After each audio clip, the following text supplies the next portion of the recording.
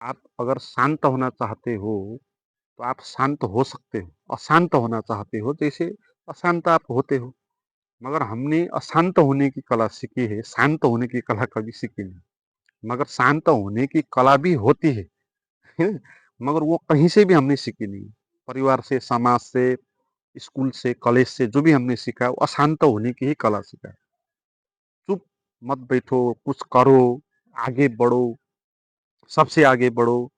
तो ये शिक्षा हमने पाई है, तो इसलिए हम चुप कभी भी बैठते नहीं। कुछ न कुछ करने के लिए कुछ न कुछ विचार चलते रहते हैं और उनको हम कंट्रोल कर नहीं पाते। मगर यहाँ पर भूल क्या हो रही है कि हम इसको भूल गए हैं। शांत होने की कला भी एक होती है, इसको हम भूल गए हैं। जैसे अशांत होने की कला है, तो शांत होने की कला भी होनी चाहिए। है? जीवन में कोई भी चीज़ अकेली नहीं होती, उसका विपरीत चीज़ भी होता है। सुख होता है, दुःख होता है, दिन होता है, रात होता है। अशांत होता है तो शांत भी होता है। तो शांत होने की कला क्या है उसको समझना है, और अशांत होने की कला क्या है उसको आप समझिए पहले, क्योंकि आप अशांत होना तो जानते हो। अशांत होने की कला ये है कि मन में जो विचार चलेंगे उसके पीछे चले जाओ, उसमें उलझ जाओ, उसके साथ संघर्ष करो, द्वंद्व करो। किसी के मन में विचार आया तो एकदम से कहना शुरू कर दो कि ये क्यों आया विचार, ये आदमी कैसा, बुरा है या कैसा है, अच्छा है, कुछ भी। मन में जो भी सब्जेक्ट आएगा, जो भी थॉट आएगा, उसके प्रति चिंतन मनन करना, उसमें उलझ जाना, ये अशांत होने की कला है। कोई थॉट आ गया कि आपको ये करना है, तो फिर अशांत हो जाएंगे फिर, क्योंकि आपको फिर करना है, कैसे करेंगे आप उसके बारे में सोचना होगा। तो मन में जो विचार आते हैं उसको महत्व दो, उसको वैल्यू दो, उसको सच मानो, और उसके पीछे पड़ जाओ, उस सब्जेक्ट के बारे में थिंकिंग करना शुरू कर दो। तो ये जो हैबिट है हमारी, ये एक बहुत बड़ी कला है, ये अशांत होने की कला है। इसमें आप शांत हो नहीं पाएंगे, क्योंकि मन में विचार तो अनगिन चलते रहेंगे। आप किस किस विचारों के पीछे जाएंगे और क्या क्या आप करेंगे। मन में अनेक विचार आएंगे जो आपको कहेंगे, कोई विचार कहेगा आपको ये करो, कोई कहेगा कि आपको ये करो, है ना, कौन कौन सा आप करेंगे। तो ये हमारी आदत है, तो इसी कारण हम अशांत हो गए हैं। मगर ये एक कला है, मगर हमने जन्मजात ही इसको सीख के आए हैं, इसलिए हमको ये कला नहीं लगता। और ये जटिल कला है, इसको हमने ऐसे ही नहीं अर्जन किया है, इसको हमने बहुत सालों से त्याग तपस्या करके, प्रयास करके, अभ्यास करके, दूसरों से सीख के ये कला अर्जन किया है। अशांत होने की कला अपने आप नहीं आती। जैसे बच्चे अशांत होते नहीं, क्योंकि अभी उन्होंने अशांत होने की कला सीखी नहीं है। अगर बच्चा चाहे तो भी अशांत हो नहीं सकता। उसके लिए एक बड़ी कला आपको सीखनी होगी। वो कला यही होगी जो मैंने कहा, जो भी मन में विचार आते हैं, उन विचारों के प्रति थिंकिंग करना शुरू कर दो। है ना? उसको अच्छा कहो, बुरा कहो, दबाने में लग जाओ, कुछ ना कुछ उलझते रहो, विचारों में उलझते रहो। है ना? ये निष्कर्ष इसका यही है। और शांत होने की कला क्या है कि आप विचारों में उलझो मत, आप विचारों को देखो। है ना? विचारों को आप जानो, उसके पीछे जाने की आवश्यकता नहीं, उसको दबाने की भी आवश्यकता नहीं, विचारों को कुछ भी करने की आवश्यकता नहीं है। विचारों को जानने की आवश्यकता है, विचारों के प्रति जगने की आवश्यकता है। जगना है, जग के देखना है कि विचार क्या चल रहे हैं, उनके पीछे नहीं जाना। अब हम, हमारी जो आदत है वो विचारों के पीछे जाने की है, वो कला अशांत होने की। और शांत होने की कला ये है, विचारों को देखना है, उलझना नहीं, उसके प्रति जगना है। मगर ये बात भी जटिल लग जाती है हमको, क्योंकि हमने कभी इस तरह विचारों के प्रति किया नहीं। हमने तो अभी तक जो किया, विचारों में उलझने का ही काम किया है। तो ये आदत हमारी बन गई, इसलिए जटिल लगती है बात, मगर जटिल है नहीं। विचारों में उलझना जटिल बात है, क्योंकि उसमें आपको कुछ ना कुछ करना होगा। उसमें तो विचारों को रोक के रखना होगा आपको भीतर। किसी भी विचार के विचार तो प्रतिपल चलते रहते हैं, तो आपको एक ही विचार पर थिंकिंग करना है, तो उस बात को बल लगा के वहाँ रोकना होगा, फिर उसके बारे में माथा पच्चीसी करके सोचना होगा। है। तो विचारों में उलझना ये जटिल बात है, मगर विचारों के प्रति जगना ये कोई भी जटिल बात नहीं है। ऐसे ही सिंपल बात, जैसे मैंने कहा, जैसे हम बाहर की आंख है, इससे हम देख पाते हैं चीजों को। वृक्ष है, नदियां है, जंगल है, जानवर है, आदमी है, हमारे आँख जो बाहर देखती है दृश्यों को, इसमें कुछ करना नहीं होता, देखने में कोई जटिलता नहीं है। अपने आप ही दिखाई जाता है क्योंकि हमारे पास आँख है। ऐसे ही मन में चलते जो विचार हैं, इनको भी हम ऐसे ही देख पाते हैं क्योंकि हमारे भीतर भी एक आँख है। जैसे हमारी बाहर एक आँख है, चीज़ों को हम देखते हैं और देखने में कुछ करना नहीं पड़ता, अपने आप ही देख पाते हैं। मगर थोड़ा सतर्क होके जाग के देखना होगा आपको। मन में चलते हुए विचारों में उलझेंगे, जो बाहर दृश्य है वो भी अच्छा नहीं दिखाई पड़ेगा, जैसा है वैसा नहीं दिखाई पड़ेगा। है?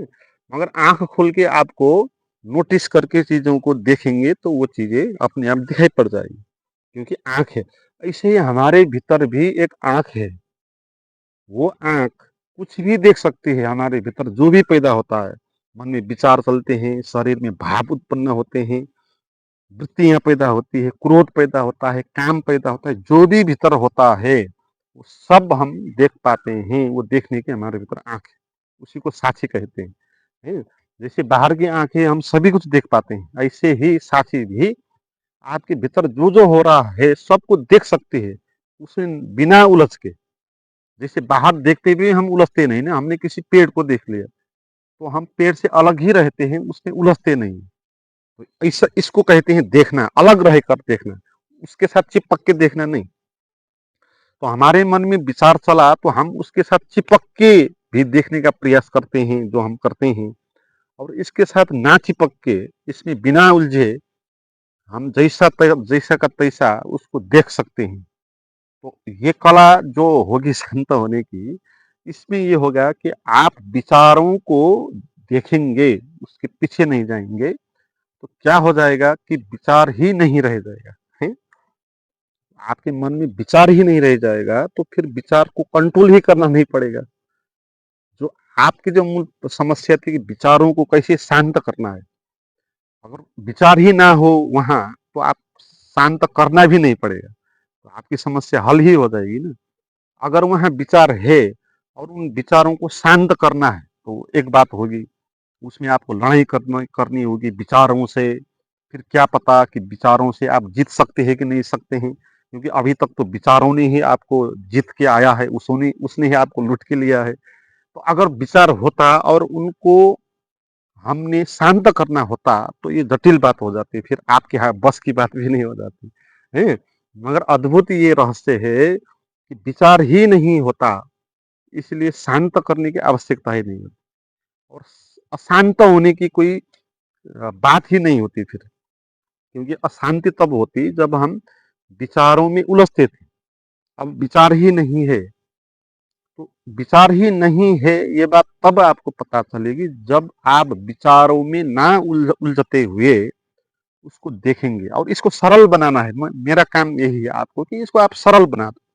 ये बहुत मुश्किल जटिल बात नहीं है। आप शांत कहीं पर बैठ जाओ और एकदम से आप ये सोच रखो कि मेरे मन में क्या क्या विचार चलता है, चलो मैं इसको देखता हूँ। है सिंपल सा है, कोई कोई नहीं। जैसे बाहर, चलो क्या क्या है बाहर, इसको मैं अच्छे से देखता हूँ। ऐसे ही मन में क्या क्या चलते हैं मेरे विचार, चलो मैं उसको देखता हूँ। तो ये प्रश्न करने से ही आप विचारों को देखने में आगे बढ़ेंगे। है?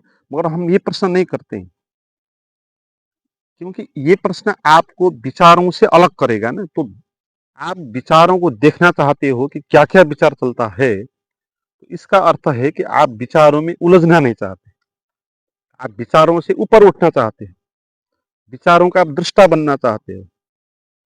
तो इतने करने में ही विचार एकदम से आपको, आपसे अलग होना शुरू होगा। है ना? विचार आपको बांध नहीं सकता जब आप विचारों में उलझना नहीं चाहते। अगर आप खुद ही विचारों में उलझना चाहते हैं तो विचार आपको बांध देगा। मगर आप विचारों में उलझना नहीं चाहते हैं, उसके प्रति जगना चाहते हैं, क्या चलता है उसको देखना चाहते हैं, अनुभव करना चाहते हैं, तो फिर विचार आ नहीं सकता। है ना? ये अद्भुत बात है। क्योंकि विचार क्यों आता है? आप चाहते हो इसलिए विचार आता है ना? आप चाहते हो इसीलिए विचार आता है। जैसे आप चाहते हो कि किसी बात के बारे में मेरे मन में विचार ना आए, तो वो विचार फिर आ जाएगा। आपने चाहा तो नहीं था, नहीं चाहा था, नहीं चाहना भी चाहना है ना? नहीं चाहना भी चाहना है।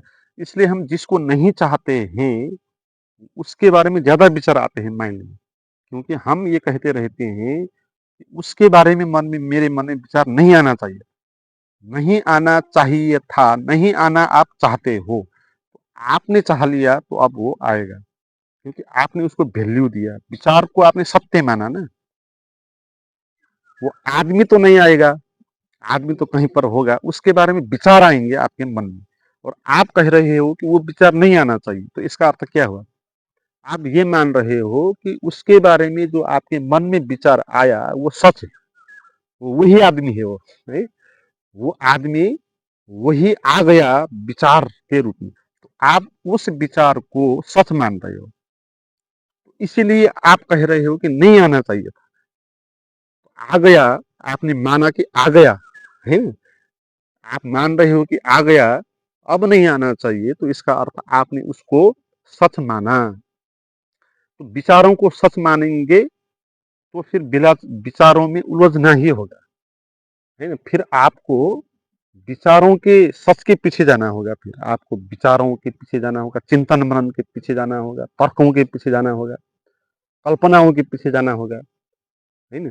तो मन में जो विचार आते हैं ये सच नहीं होते हैं।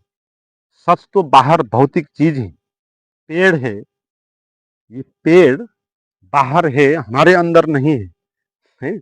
हमारे अंदर इस पेड़ के बारे में एक वोड है, पेड़, वो हमारे भीतर है, और वो पेड़ अगर विचार के रूप में आया तो वो पेड़ नहीं होगा, है?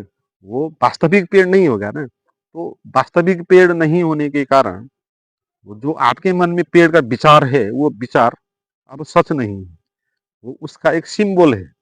तो उसको सच मानने की आवश्यकता नहीं है, तो घबराने की आवश्यकता नहीं कि पेड़ के बारे में विचार आ गया तो क्या हो जाएगा, है ना? ऐसे ही किसी आदमी के बारे में विचार आ गया तो क्या हो जाएगा, वो आदमी तो नहीं आएगा, है ना?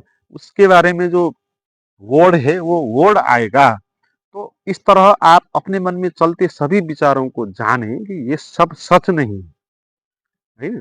ये वास्तविक नहीं है, ये सब सिंबॉलिक है, एक थॉट है, एक लॉजिक है। तो लॉजिक आते हैं हमारे मन में, तो इसको जानते ही फिर विचार की पावर कम हो जाएगा, क्योंकि विचार को सच मानोगे तो विचार में पावर आ जाएगा, विचार को असच मानोगे तो फिर विचार कमजोर होना लग जाएगा। तो फिर आप जो सच हो, साक्षी के रूप में जो आप हो, तो वो सच होने लग जाएगा फिर, है ना?